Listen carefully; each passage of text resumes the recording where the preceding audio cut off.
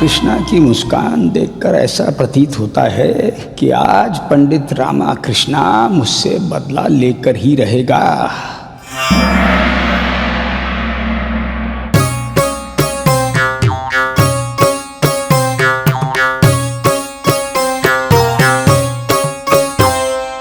गुरुवर, पंडित रामकृष्ण ने इस पूरे प्रकरण की अपने स्तर पर पड़ताल की है।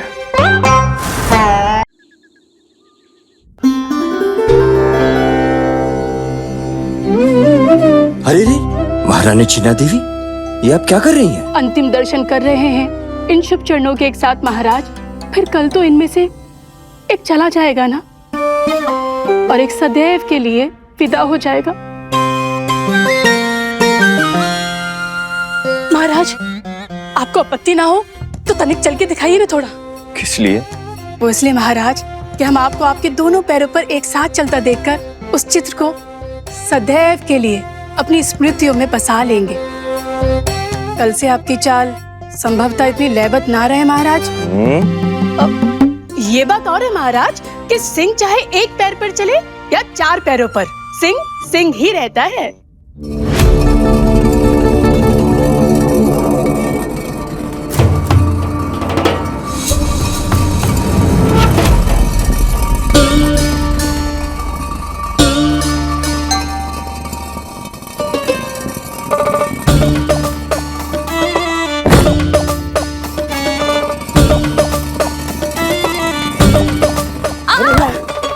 संभालिए अपने आप को। ये सब क्या है महारानी तिरुमलंबा?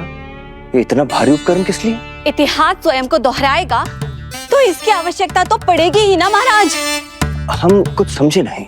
जैसे महाभारत में अपने पति धृतराष्ट्र के नेत्र ना होने पर गांधारी ने स्वयं की आंखों पर पट्टी बांधकर जीवन पर्यंत के लिए स्वयं को नेत्रहीन बना लिया, उसी प्रकार हम भी क्या?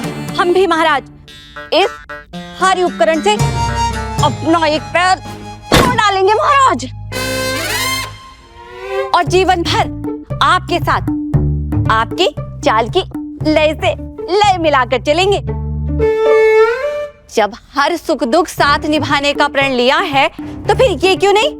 बस महाराज आप हमें ये बता दीजिए कि पूर्ण कौन सा पैर है महाराज?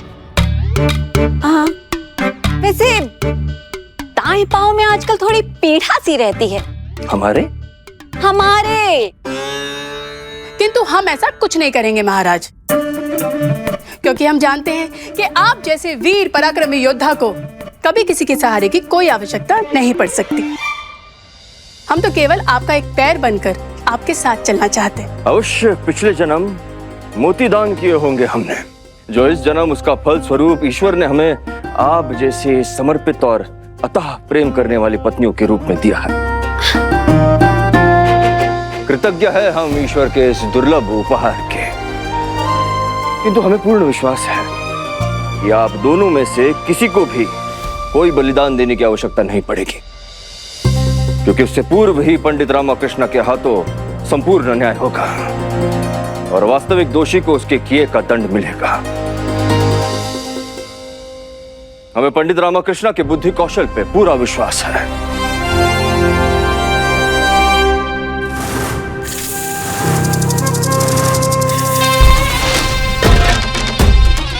सुनिए, ये आचार्य तथाचार्य जी का घर कहाँ?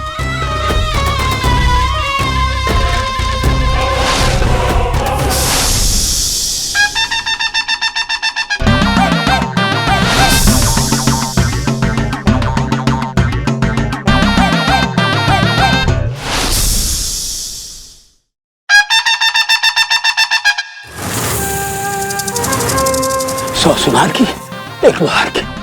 यदि इस रामा के बच्चे को हमारे कपूर कांड का रहस्य पता चल गया है, ये तो हमें कहीं का नहीं छोड़ेगा, दिन दिन के बदले लेगा ना। इससे पहले उसे पता चले कि महाराज की टांग टूटने के पीछे हमारा हाथ है, हमें अपनी दोनों टांगें उठाकर विजयनगर से निकल जाना चाहिए। हाँ। अरे गुरुजी, ये क्या भाग रहे हैं क्या विजयनगर से? नहीं तो तुम्हें कैसे पता चला? किंतु गुरुजी शारीरिक मुद्रा तो भागने वाली बनाए हुए खड़े हैं। ये सूर्य नमस्कार है बेटा। ऐसे रजाई गद्दा लेकर। ये नए तरीके का सूर्य नमस्कार है बेटा। किंतु गुरुजी मध्य रात्रि में सूर्य नमस्कार कर रहे हैं आप हैं? हाँ बेटा, ये अर्धरात्रि को आरंभ होता है और सूर्योदय तक चलता है। समझ गए? अब तुम भी निकलो यहाँ से बेटा, भागो यहाँ से। भागोगे कि नहीं? नहीं? हाँ तो ठीक है, हम ही कोई दूसरा स्थान ढूंढ लेते हैं सूर्य नमस्कार करने के लिए। आचार्य, अरे आचार्य, अरे सुनिए तो, अरे हम आपको ही ढूंढ रहे हैं। क्यों? हमें क्यों ढूंढ रहे थे? वो भी मध्य रात्रि को लड्डू खाने आए थे क्या? अरे नहीं, आपको महाराज ने तत्काल महल में बुलाया है। गुरुजी, कहीं महाराज को आपके गौशाला वाले कपूर कांड का पता तो नहीं लग गया? इसीलिए कोतवाल आपको लपेटने आए हैं। हाँ। अच्छा ठीक है, वो क्या है ना कि हम ब्रह्म मुहूर्त की 50-60 कोस की सैर के लिए निकले हैं। एक चक्कर लगा के आते हैं, तब तक आप लोग हमारी यहीं पर प्रतीक्षा कीजिए। अरे गुरुजी, अभी तो आपने कहा था कि आप सूर्य नमस्कार कर रहे हैं। हाँ तो हम सैर करते करते सूर्य नमस्कार करेंगे। कोई आपत्ति है तुम्हें? हटो पीछे। क्षमा कीजिएगा आचार्य, महाराज ने आपको अभी याद किया है। आप हमें आदेश दे रहे हैं कोतवाल? आदेश दे नहीं रहे हैं, सुना रहे हैं महाराज का आदेश। पूरा दरबार लग चुका है, मंत्रीगण, राज दरबारीगण सब आ चुके हैं। केवल आपकी प्रतीक्षा हो रही है आचार्य, और महाराज चाहते हैं मैं आपको महल में लेके चलूं। आप चलिए। हम अभी नहीं जाएंगे। अरे धनी मनी ले चलो। अच्छा अच्छा ठीक, ये पोटली तो रख दे। अच्छा ठीक है, जल्दी रख के आइए। हाँ। भाग जाएंगी।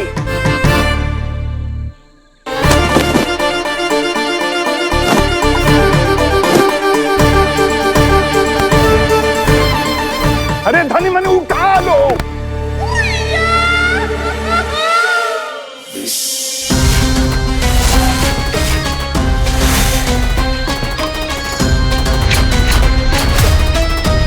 हाथ से निकल गया।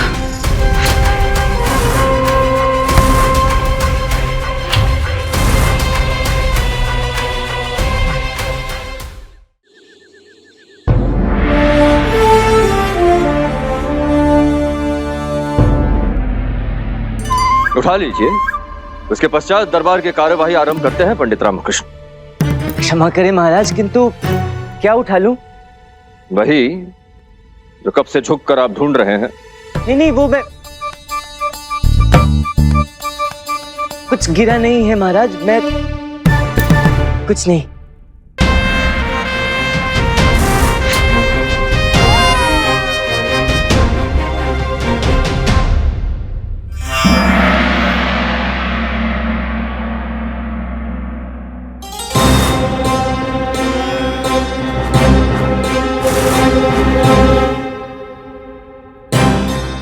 शुभ मंगलम ख्याति प्रजलम महाराज की जय हो। महाराज आपने हमें स्मरण किया। आइए गुरु। जी महाराज।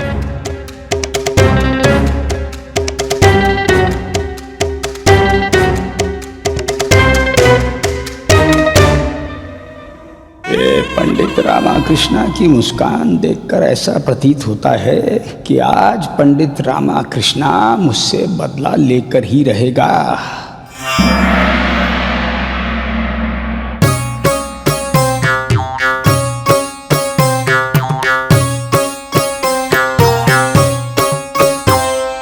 गुरुवर, पंडित रामाकृष्णा ने इस पूरे प्रकरण की अपने स्तर पर पड़ताल की है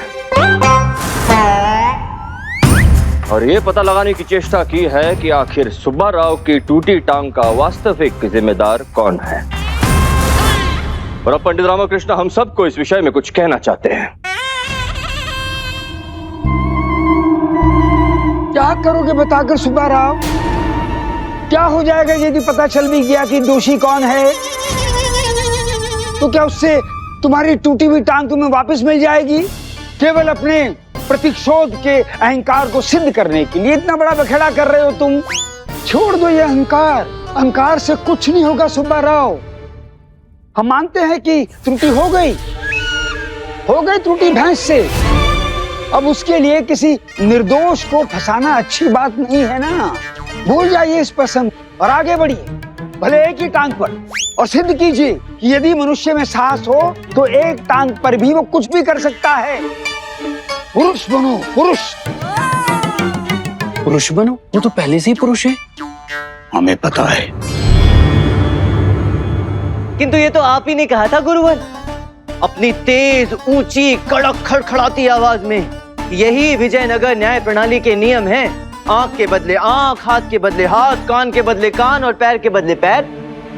सारा संसार जानता है विजयनगर न्याय प्रणाली का ये कठोर नियम, नेत्र के बदले नेत्र, हाथ के बदले हाथ, प्राण के बदले प्राण। आपको आपकी टूटी टांग के बदले उस दोषी की टांग दी जाएगी। हाँ, तो उसके लिए किसी की माँ की आंख से आंसू निकालना अच्छी बात नहीं है। उसका क्या अर्थ हुआ? क्षमा नाम की भी कोई चीज होती है ना महाराज? हम तो कहते हैं किसी निर्दोष की टांग उखाड़ने से अच्छा है इस नियम को ही उखाड़कर फेंक देना चाहिए विजयनगर न्याय प्रणाली से हमेशा के लिए महाराज, है ना? पाप है महाराज, ये घोर पाप है। क्या मिलेगा किसी अबोध मासूम की टांग उखाड़कर? किंतु अब तो पड़ताल हो चुकी गुरुवर, और वास्तविक दोषी का भी पता चल चुका। कुछ ही क्षणों में वो आप सबके सामने होगा। चलिए आप ही से आरंभ करते हैं। हाँ, हम तो आप ये बताइए कि कुछ दिनों पूर्व क्या आप गौशाला गए थे, जहां आपने वहां के गाय भैंसों की पूजा की? पूजा की थाल में आपने अतिरिक्त कपूर जलाया, जिस कारण अतिरिक्त धुआं बना, जिस कारण वहां के पशु असहज हो गए थे।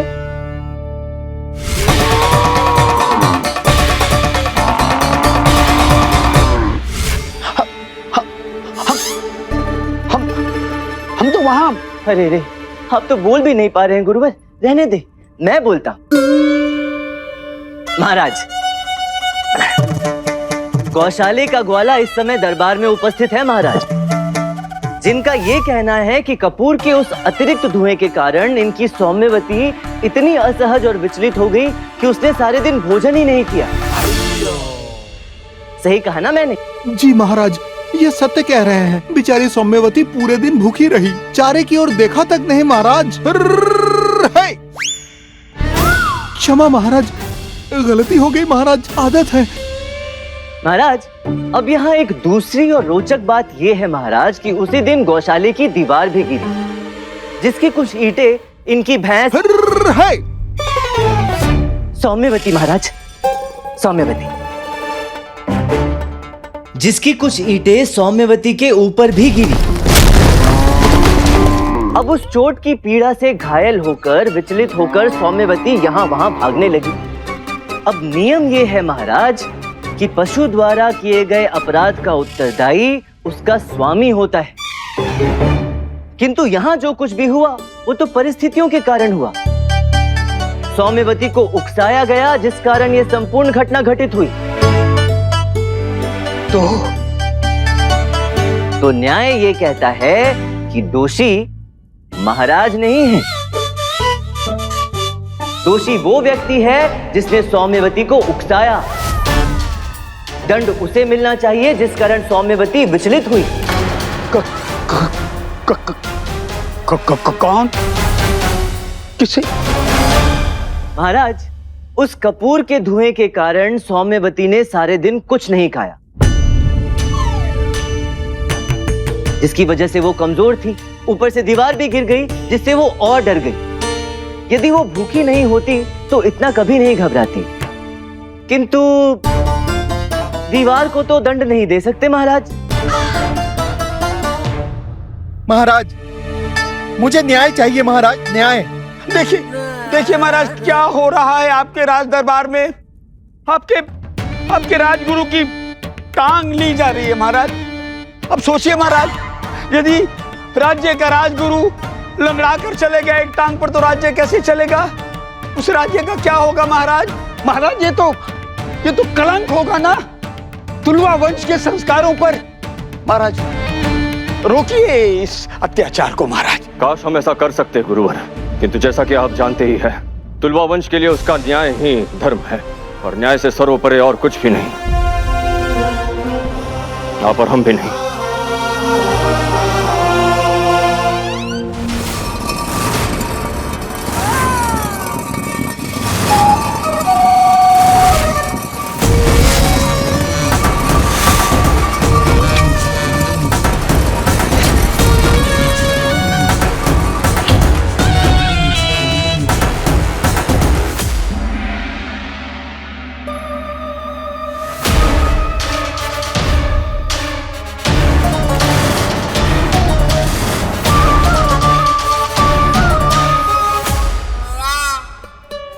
अब आप ही हमें इस धर्म संकट से बचा सकते हैं गुरुवर। हमें बताइएगा, आपकी टांग काटने के पश्चात हमें कौन सी पूजा करनी चाहिए जिससे हमें इस अपराध बोझ से मुक्ति मिले, क्योंकि इसे तो अब हम भी नहीं रोक सकते। न्याय तो होकर ही रहेगा। महाराज,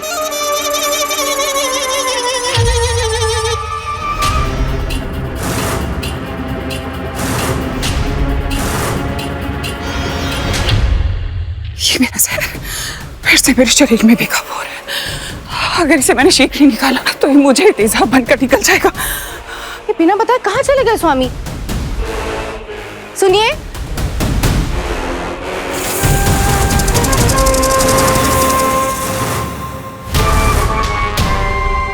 सुनिए, क्षमा कीजिएगा, क्या आपने हमारे स्वामी को कहीं देखा?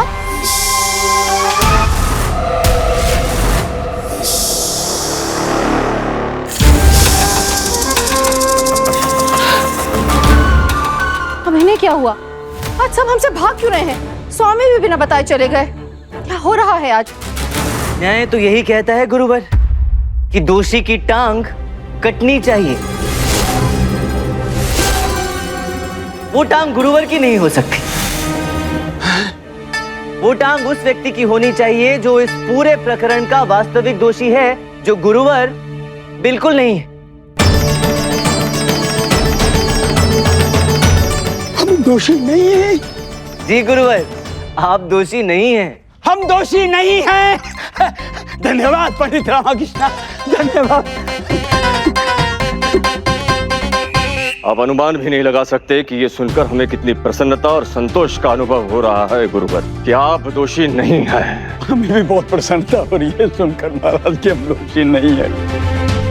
एक बहुत बड़े धर्म संकट से बच गए हम। इसके लिए हृदय से क्षमा प्रार्थी है हम। नहीं, आप कृपया अपना स्थान ग्रहण कीजिए। जी धन्यवाद महाराज।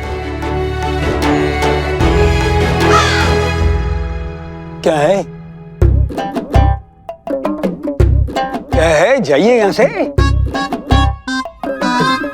जाइए।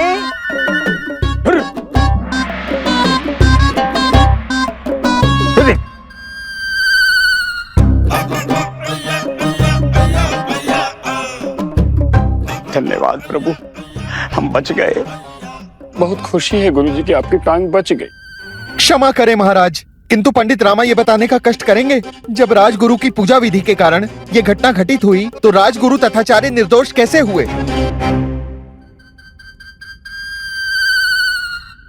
महाराज, इस प्रकार के पूजा पाठ एक सामान्य धार्मिक गतिविधियां हैं जो हर दूसरे दिन की जाती हैं। इससे पहले भी गुरुवर कई वर्षों से गौशाला जाते रहे हैं महाराज, वहां पूजा पाठ करते रहे हैं। इससे पहले भी इन्होंने धूप कपूर का उपयोग किया होगा, किंतु इस प्रकार की कोई भी घटना घटित नहीं हुई। जाहिर सी बात है कि गौशाला के पशुओं को पूजा पाठ की सामग्री से कोई समस्या नहीं है। यदि इनकी भैंस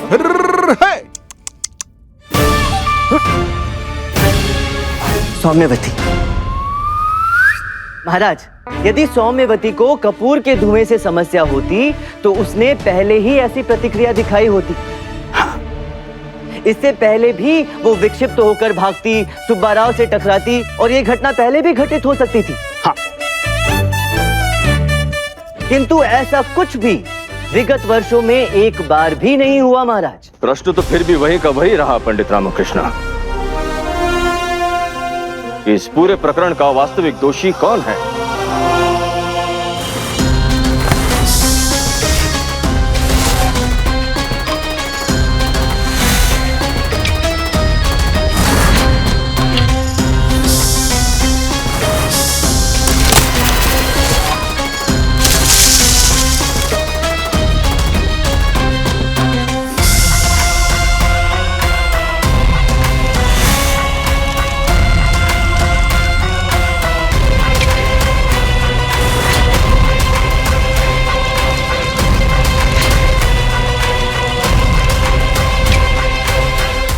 अब जब ये स्पष्ट है महाराज कि इनकी भैंस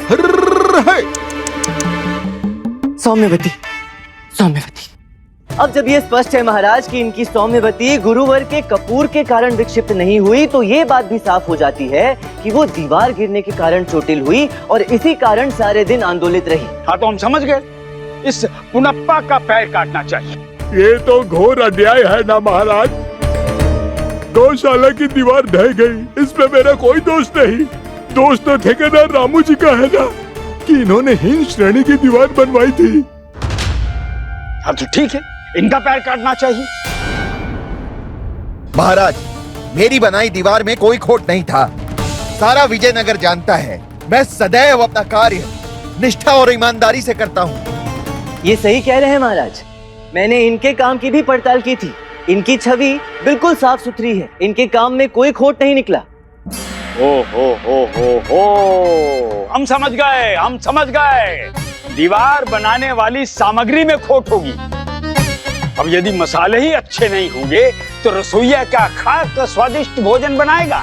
सही कहा गुरुवर, इस पूरे प्रकरण का जड़ कोई और है और स्वयं इस समय दरबार में उपस्थित है महाराज। कौन है वो?